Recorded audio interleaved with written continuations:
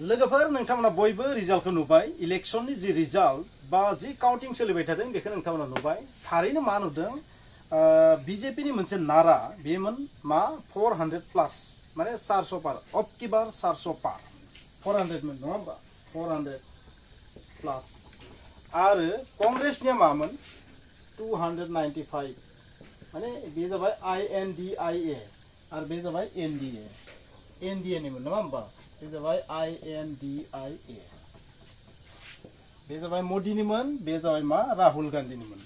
नाथाय नोंथांमोना मा नुदों बे मोननैबो जायाखै सब माने टोटली डिफरेंट आरो मोनसे बाथ्रा बुंबाय थादों जि एग्जिट पोल बै एग्जिट पोल माखासेयाव नोंथांमोना माखासे रोखोमनि एग्जिट पोल नुनो मोन्दोंमोन आरो मोनसेया जाबाय नरेन्द्र मोदीनि 400 प्लस आरो मोनसेया जाबाय राहुल गान्धीनि 295 प्लस नाथाय मा जाना थाहैबाय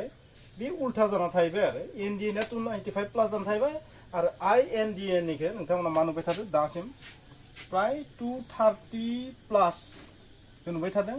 आरो NDA निखौ नोंथांमोना मा नुबाय थादों निउसाव 292 प्लस NDA आरो बीजेपी हिसाबै नोंथांमोना बेसे नुबाय थादों 240 प्लस माइनस आरो कांग्रेसनिया मा 98 प्लस माइनसआव सोलिबाय थादों माने 100 हमनो हागोन आरो बेखौ 240 ना हमनो हागोन जों आरो बेवहाय सोरबा पार्टिया फेक्टर जानानै नुजाथिदों जेरै नितीश कुमारनि पार्टिया फेक्टर जानानै नुजाथिदों मानोना बीजेपीआ हारसिङै बेसेबां टार्गेट लादोंमोन 370 लादोंमोन बिसिनि टार्गेटआ जाबाय मा 370 प्लस मोन नाथाय बेसेबां माइनास जाखो 70 आरो 8 प्राय 80 ता माइनास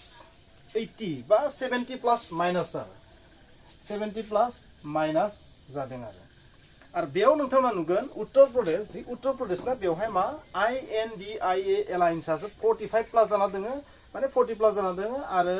NDA एलायन्सआ बेसे जाना दङ 34-35 प्लसआवनो दंबाय दङ दैट मीन्स उत्तर प्रदेशआ जाबाय मोनसे फेक्टरमोन जोंनि सेन्ट्रेलाव सरकार बानायनायाव उत्तर प्रदेशआ जोबोद गिदिर फेक्टर नोंथाङा बयबो मिथिगौ नाथाय बे उत्तर प्रदेशआव टोटली बीजेपीआ फेल जानायखौ जों नुनो मोन्दों आरो सबसे गेदेर मैथमेटिक्सनि गोरोन्थिया जाबाय बेनो बेबाराव जायनि जाहोनाव NDA नि जि सीट बेयो डाइरेक्ट 292 फैखादों कारण थांनाय बारफोराव 70-65 लागि लांदोंमोन नङा होमबा स बेसेबां जुदि फैयोमोनबा मा जागौमोन बेवहाय खमसे खम 40 प्लस जागौमोन आरो नोंथांमोनाथ' बयबो मिथिगौ महाराष्ट्रआव मा जादों बीजेपीनिया जोबोर खमिलांदों जायनि जाहोनाव बे मोननै स्टेटनि थाखायनो मा नुदों नोंथांमोना NDA एलायन्सनि जि अबस्था बेखौ जोबोर गाज्रि नुनो मोन्दों नाथाय एलायन्स हिसाबै थेवब्लाबो मा सरकार बानायनाय माबाया दङ दाबो NDA नियावनो माबानायाव गैया INDA नियाव गैया नङा होमबा बै जि नारा बे मोनसेबो थायासै बेनिखायनोथ' नोंथांमोनखौ आं बुंदोंमोन ना थांनाय भिडिअ'आव एक्जिट पलआ माब्लाबा जोबोर गिदिर गोरोन्थि जायो आरो बै एक्जिट पलफोरा माने मोनसेबो कारेक्ट जानो नागिरा बबेखानि मोनसे एक्जिट पलआ खाथियाव थांनाय बायदि आं नुदों बे एक्जिट पलआ जाहैबाय मा AI एक्जिट पल जी निउसनि मोनसे एक्जिट पल AI आर्टिफिशियल इन्टेलिजेन्सनि हेफाजाब बानायदोंमोन बिथांमोना बिसोरना एसे खाथि थांदों आरो 305 निफ्राय 315 नि खाथि थांगोन होनना बुंदों बिथांमोना आरो एसेबां थांदों आरो दा नाथाय बे फाइनाल रिजाल्ट जायाखै दाबो काउन्टिंआ सोलिबाय थादों बेबायदि आरो नोंथांमोना मोनसे आसरित जागोन राम मन्दिर बानायनायखौ नोंथांमोना गोबां सानदोंमोन जे राम मन्दिरखौ जाय जायगायाव बानायदों बै जायगाया अयोध्यायाव गोलैयो नङा होमबा बै जायगायाव थारैनो बीजेपीआ बाम्पार देरहासारगोन नाथाय बेबायदि जायाखै अयोध्यायाव मा जादों बीजेपीआ जेनदों आरो बिनि अनगायैबो अमेठी बेवहायबो जेनदों बीजेपीआ स बे मोनसे सोमोनांथाव जादों उत्तर प्रदेशआव आरो बेल' नङा बेनि अनगायै गोबां जायगायाव जेरै स्मृति ईरानी बिथाङा जेनदों स बेबायदि आरो नरेन्द्र मोदी बिथाङाबो वाराणसियाव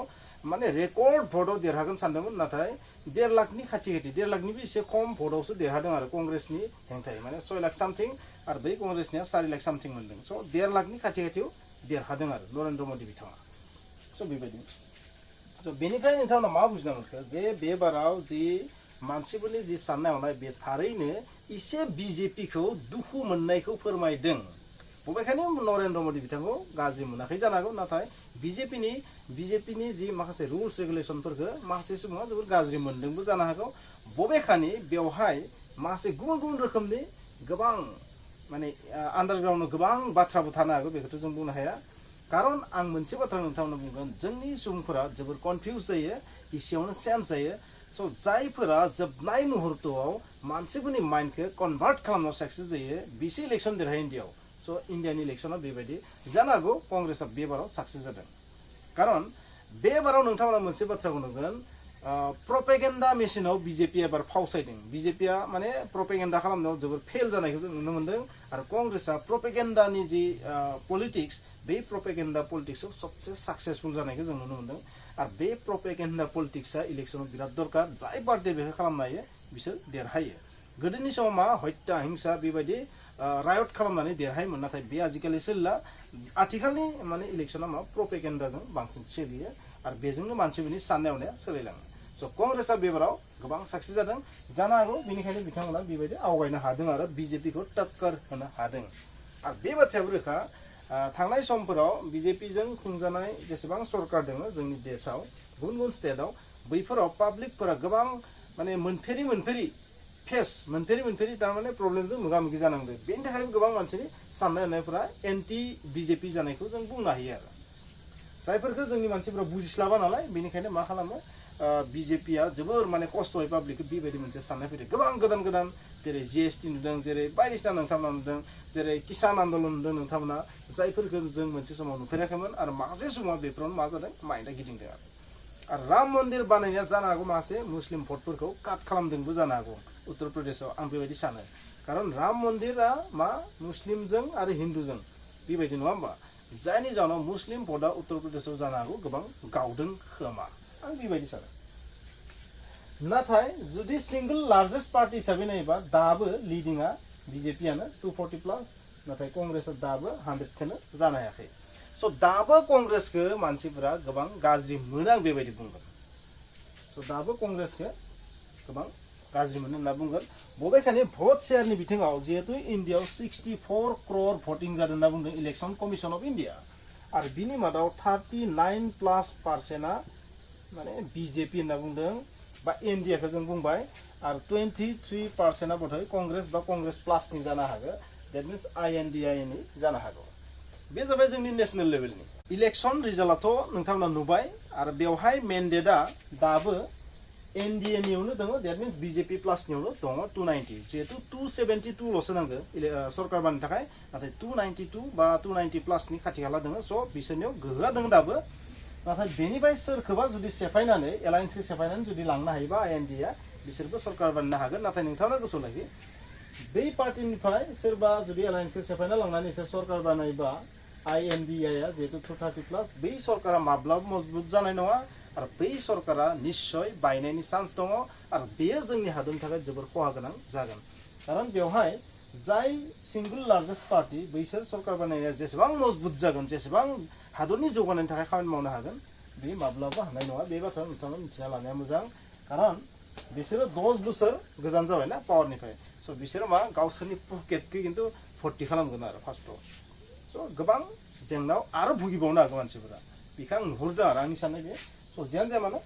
सोर सरकार बानाय बे समाजखौ खिन्थागोन दा बाथ्राया जाहैबाय नोंथांमोना जेब्ला काउन्टिं सोलिबाय थादों बेवहाय प्रेस कनफारेन्स नुनो मोन्दों कंग्रेसनि आरो ममता बेनार्जीनि स' ममता बेनार्जीया मा बुंदोंनाय फिन सरकारथ' बानायनो हानाय कन्डिसनाव फैथ'वाखै आइएनडिआ नाथाय ओरैबायदि मोनसे प्रपेगेन्डा पलिटिक्स जायखौ जोङो मा होनना बुंगोन मोनसे रोखोमनि माने पलिटिक्स आरो मोनसे साइक'लजिकेल वारफेयार बेखौ होनना बुङो स' मा खालामदों बेबो मोनसे प्रपेगेन्डायानो बा साइक'लजिकेल वारफेयारानो माबोरै बिथाङा बुंदों अमित शाह आरो नरेन्द्र मोदी बिथाङा मा रिजाइन होनांगौ पदत्याग खालामनांगौ इस्तिफा होनांगौ थ' बेबायदि बुंदों थ' बिसोरखौ मानसिफोरा गाज्रि मोनबाय बेनिखायनो बिसोरो मा खालामनांगौ इस्तिफा होनांगौ बे मोनसे साइक'लजिकेल वारफेयार आरो बिथाङा बुंबावदों मा बिजेपिया बा नरेन्द्र मोदीया मा खालामदों सिबिआइ इडि एनआइएफोरखौ मा खालामदों गावसोरनि जिनिस बादि गावसोरनि सम्पति बादि इउज खालामदों हुमखि होदों बा बिथ' सुप्रिम कर्ट हाइकर्टखौ मानिबा ममता बेनार्जी बिथाङा स' बे बाथ्राखौ बिथाङा बुंनायनि जाहोना जाहैबाय मा जे मोनसे साइक'लजिकेल वारफेयार स' बिसोरनि जे एलायन्सआ बायना फैनानै जेन आइएनडिआव जइन जाफैथों बेबायदि आरो स' साइक'लजिकेल वारफेयार गेलेनायाव दाबो खिन्थु फावसायाखै बेखौ फेक निउस बा प्रपेगेन्डा होननाबो बुंजायो आरो खारन बे टटेलि मिस्टेक बे बाथ्राया आरो बे जाबाय थगायनाय पाब्लिक आरो मा बुंबावदों राहुल गान्धीया प्रेस कनफारेन्सआव मोनसे बाथ्रा बुंदों आं सानो बे बाथ्रायाबो टटेलि फेक बबेखानि राहुल गान्धीया बे बिथिङाव साक्सेस जाबाय होनना बुंगोन खारन बिसोरो आवगायनानै दङ 230+। स' 230+ आइएनडिआ मोननायनि ओंथिया जाबाय गोबां मोनसे खौराङाव गोसारबाय थादों मा जेब्ला 400+ मोनगोन इन्डिया अब्ला मा खालामगोन इन्डियानि जि कनस्टिटिउसन बे कन्स्टिटिउसनखौ एसे चेन्ज खालामगोन आरो सोलाय सोल' खालामगोन आरो बे कन्स्टिटिउसन चेन्ज जानायाव ओरैबायदि मोनसे बाथ्रायाबो हाबना दंमोन बे बाथ्राया जाहैबाय मा हिन्दु राष्ट्र आरो बेखौनो इउज खालामनानै जानो हागौ कंग्रेसआ एसेबां लांनो हादों NDA एसेबां लांनो हादों कारन मुस्लिमफ्रा गिबाय जुदि हिन्दु राष्ट्र जायोबा जोंनि जिबना मा जागोन बेबायदि आरो स' कन्स्टिटिउसन चेन्ज खालामनायाव बे मोनसे खैफोदा हाबसोनानै दङ बेबायदि मोनसे फोथायनो हादों आरो जायनि जाहोनाव दिनै प्रेस कनफारेन्सआव मा राहुल गान्धी बिथाङा कन्स्टिटिउसन मोनसे बिजाबखौ लानानै मा खालामदों बे कन्स्टिटिउसनखौ जों बासायनो हाबाय नोंथांमोना सानदों माबोरै बासायखो दाबोथ' मेन्डेटआ बिसोरनो होनदों नाथाय आं बांद्राय नलेज गैया नाथाय कन्स्टिटिउसनखौ जुदि चेन्ज खालामनांगौ जायोबा बहुत गोबां कमसे कम 350+ नि बांसिन माने मोनसे पार्टिनाव थानांगोन बा NDA हिसाबै कमसे कम 400 नि खाथि खाथि थानांगोन बा बारनांगोन जानो हागौ बेबायदि आरो अब्लाना कन्स्टिटिउसन चेन्ज खालामनायाव मा जागोन जोबोद इजि जागोन राज्य सभायाव लकसभायाव जेरावबो नाथाय बे खामानियाव थारैनो BJPआ फेल जासिगोन होननानै आंबो बुंगोन आरो कारन बिसोर बहुत मोनबाय नङा होमबा NDA नियाव बहुत थांबाय जायनि जाहोनाव बे कन्स्टिटिउसना चेन्ज जानाय नंलिया आरो बेबायदि बुंनो नाजादों आरो राहुल गान्धी बिथाङा बबेखानि आं कन्स्टिटिउसननि बाथ्रानिखौ आं बिदि सानना लादों गोबां मेजरिटि थायोबासो कन्स्टिटिउसन चेन्ज खालामनाया पसिबल जायो जुदि चेन्ज खालामनोबाबो थ' बेबायदि मोनसे गोग्गादों आरो राहुल गान्धी बिथाङा आरोबाव मोनसे बाथ्रा बुंदों बिथाङा बे जाहैबाय मा बे हादरनि सुबुंफोरा BJPनि हेंथायै भट होदों माने BJPखौ नेवसिदों बेबो मोनसे प्रपेगेन्डा पलिटिक्स दै नोंथांमोना गोसो लागि कंग्रेसआ माने प्रपेगेन्डा खालामनो स्टार्ट खालामबाय ना बबेखानि सरकारखौथ' NDAखौसो बानायगोन बायदि मोनदों बुंनो हाया बिसोरबो बानायनो हागोन ना हाया प्रपेगेन्डायाव दाबो साक्सेस जानानै दं आरो नोंथांमोना बे बाथ्रा गोसो लागि